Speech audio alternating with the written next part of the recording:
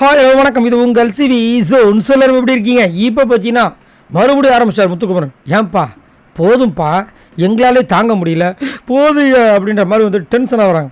ஆனால் அவருக்கு big pass என்கிட்ட நல்லா உரிமையாக பேசின ஒரு ஆள், என்னை வந்து பாராட்டிய ஒரு ஆள், அவர் வந்து திடீர்னு என்னோட கவனக்குறைவோ ஏதோ ஒரு விஷயங்கள் நான் பண்ணதுக்கு இவ்வளோ கோவப்பட்டு, அதுவும் மட்டும் இல்லாமல் என்ன மையப்படுத்தி அந்த நாமினேஷன் ஃப்ரீ பாஸையும் கேன்சல் பண்ணிட்டாருன்னு ஒரு உள்குத்து உள்ளே வந்துட்டு ஒரு மாதிரி நெகிழ்ச்சி இல்லை, உள்ள ஒரு மன வருத்தம் இந்த மாதிரி இருக்கிற காரணத்தினால நேற்றுலேருந்து கேட்டுகிட்டே இருக்கார், Bigg Boss sorry Bigg Boss sorry Bigg பாஸ்னு. அவரு ரொம்ப அப்படியே கல்லஞ்சக்காரராக இருக்கார். இப்போ என்ன சொல்கிறாரா, திரும்ப இப்போ வந்து சாப்பிட ஆரம்பிக்கிறாங்க. நேற்று நைட்டு வந்துச்சு பார்த்தீங்கன்னா டின்னரு, என்னது தெரியாதா? அந்த வீடியோ ஆல்ரெடி போஸ்ட் பண்ணியிருக்கேன், போய் பாருங்கள். ப்ரொமோஷன் டாஸ்க் முடிஞ்சு வெளியே வராங்க, ஸ்பெஷல் டின்னர் அவங்களுக்கு. ஸோ அதை வந்துட்டு இப்போ எடுத்து வச்சு சாப்பிட்டுட்ருக்காங்க. அப்போ இவருக்கும் எடுத்து வந்து வைக்கிறாங்க. இவர் நான்வெஜ் சாப்பிட மாட்டார் போல இருக்குது. அப்போ அவர் என்ன சொல்கிறாருன்னா, திரும்பவும் புலம்புறார், என்னை வெளியில் இருக்கிற மக்கள்கிட்ட கொண்டு போய் சேர்க்கறது, இந்த நிகழ்ச்சிக்கு யாரெல்லாம் உண்மையாக இருக்காங்களோ அவங்களுக்கும் உங்களுக்கும் காலந்தொட்டு நன்றியோடு இருப்பேன், காலத்துக்கு நன்றியோடு இருப்பேன் அப்படின்ற மாதிரி சொல்கிறார். அதாவது இந்த நிகழ்ச்சியில் மூலமாக என்னை வெளியில் காட்டுற எல்லாருக்கும், அதுக்கப்புறம் நிகழ்ச்சியில் யாரெல்லாம் உழைக்கிறாங்களோ அவங்க எல்லாருக்கும் நான் காலந்தொட்டு நன்றியோடு இருப்பேன். அதே மாதிரி அது போக ஒரு முறை கூட இந்த நிகழ்ச்சியை நான் அலட்சியமாக எடுத்துக்கிட்டதே கிடையாது.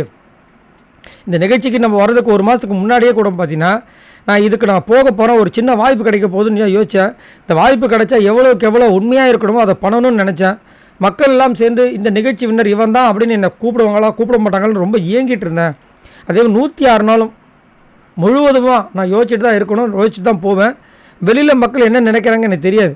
ஆனால் எனக்கு கண்ணுக்கு தெரிஞ்சு 2 பேர், ஒன்று சேதனை, இன்னும் நீங்கள், உங்கள் 2 பேர் வழிகாட்டல தான் நானே இந்த கேமில் வந்துட்டு மெல்ல நகர்ந்து போயிட்டுருக்கேன். ஒரு பச்சை பிள்ளைக்கு அப்பா அம்மா மாதிரி உங்கள் 2 பேரையும் நான் வந்து கையை பிடிச்சிட்டு போகணுன்னு ஆசைப்பட்றேன்.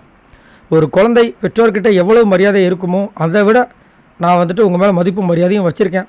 ஸோ அதை எப்போயுமே நான் சிதைச்சிடவும் மாட்டேன், அல்லது அலட்சியமும் படுத்திட மாட்டேன்றது நீங்கள் புரிஞ்சால் சரி அப்படின்ற மாதிரி சொல்லி அப்படியே உட்காந்துட்ருக்காரு. பாஸ் நீங்கள் சொன்னால் தான் சாப்பிடுன்றாரு. அதுங்களை விஜிஎஸ் சார்ந்தோடனே டக்குன்னு மாத்துறாரு. ஏன் அப்படின்னா, இதை வச்சு ஏதாவது ஒரு சொல்லி கலாய்ப்பாங்க, அவன் பார்த்து தனியாக பேசிட்டு பிக் பாஸ் கிட்ட பேசிகிட்டு இருக்கான்டா அப்படின்ட்டு. அதனால் அவருக்கு இதெல்லாம் பிடிக்காது, உடனே சைலண்ட் ஆகிட்டார். அதுக்கப்புறம் வந்துட்டு நீ சாப்பிட்றான் போது சரி நீ சாப்பிட்டியான்னு சொல்லிட்டு அப்படியே சாப்பிட ஆரம்பிக்கிறாரு. ரொம்ப வருத்தமாக தான் இருக்குது. பட் என்ன பண்ணுறது, உப்பு தின்னவன் தண்ணி குடிச்சு தான் ஆகணும். ஆனால் நீங்கள் தெரியாமல் உப்பு தின்ட்டேன்னு சொன்னாலும் உப்பு போச்சுல, அதை தான் சொல்கிறாங்க. சரி, நீங்கள் உங்களோட கமெண்ட்ஸை சொல்லுங்கள். இந்த மாதிரி நிறைய வீடியோஸ் உங்களுக்காக காத்துட்ருக்கு லைவில், அதெல்லாம் நீங்கள் பார்க்கணும் அப்படின்னா மறக்காமல் சப்ஸ்கிரைப் பண்ணுங்கள். பாய், வரல.